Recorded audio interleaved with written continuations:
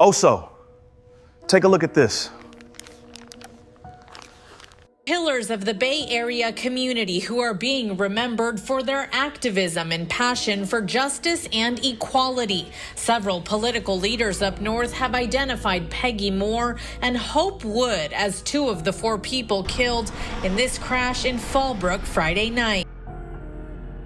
CHP says the crash happened shortly after 11 at night when they believe the driver of a silver Chrysler veered into oncoming traffic on the 76 east of Horse Ranch Creek Road. Slamming into the Jeep the couple was riding in.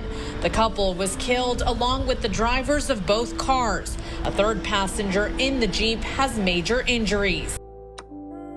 Upon doing my investor search and working on my little documentary for you guys, I have come across some more things that I would like to share with you guys that I found to be very interesting. While I was doing my investor search, I came across a few articles that shedded some light on some things and people that I had no idea about, such as the former Barry Soetoro campaign worker and wife that was unalive in a car wreck by the name of Peggy Moore, who was 60, and Hope Wood, who was 48. Now, something about this car crash just don't seem like an ordinary car crash. Let's just start off with the fact that a lot of the websites that cover this actual case, they stories do not align. Whereas some sites say that the individual Peggy Moore was the driver, a lot of websites state that she was the passenger. And when I did my investor search and went a little deeper, I found the actual little case form that told us what they wrote in the report, which says something different than all the websites and people who covered this actually mentioned. For example, according to multiple media reports, Moore and Wood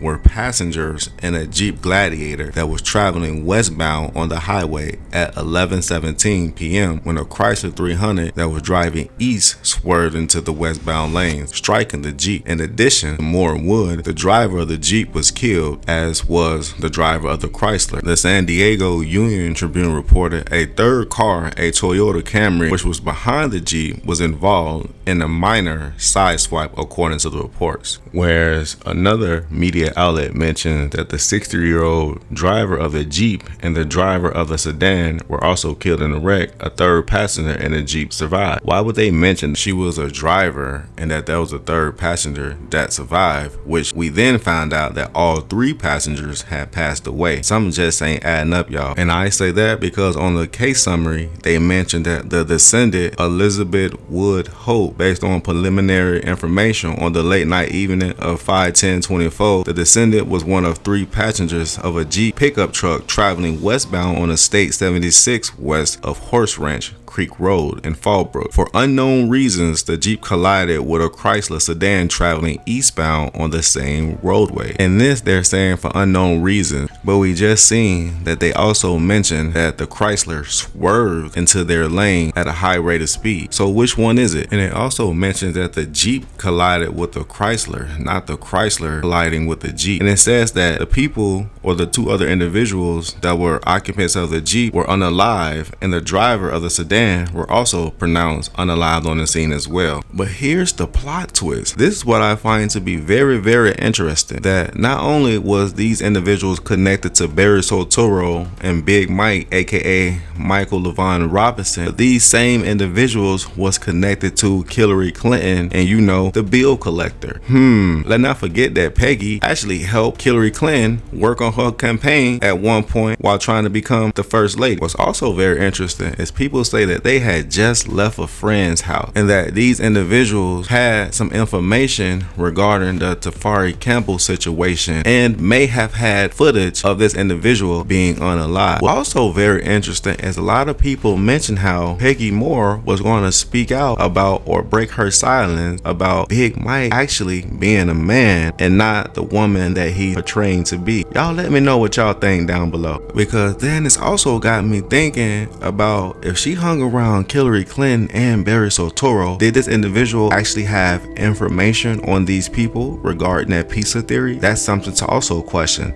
Y'all drop y'all theories down below. Don't take my word for it. These are just my own thoughts and opinions and some theories and some things that I have gathered and put together and decided to bring to you guys for you guys to let me know what y'all think, because we do know a lot of people are going missing around the Barry Soetoro and Big Mike, Michael Levon Robinson family. But what even makes this more eerie and more interesting is that these two individuals, Peggy Moore, age 60, and Elizabeth Hope Wood, age 48, literally died a few days right before Marian Robinson was 86 by her son, Big Mike.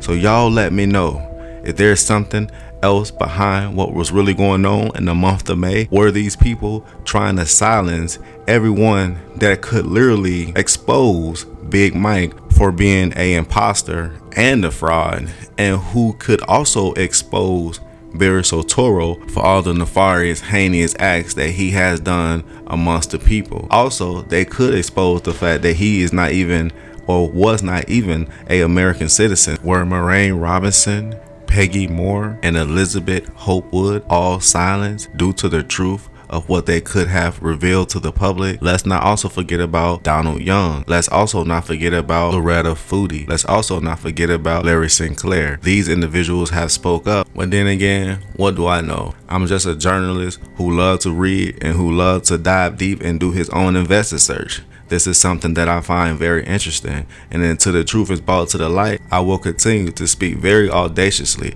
I will continue to give the people the food for thought, the real soul food that they need to be able to look within themselves and literally figure out and find the truth for themselves. Because under duress, we do not rise to our expectations, but we only fall to our level of training. So we got to step it up just a bit. Understand that knowledge is fundamental, fun to mental. You just got to engage in it. Dive deep and do your own little research. With that being said, clear eyes always recognize real lies, and like always, I'm always gonna have more videos. So until next time, that part. Two people who were so full of life and love and energy and spirit.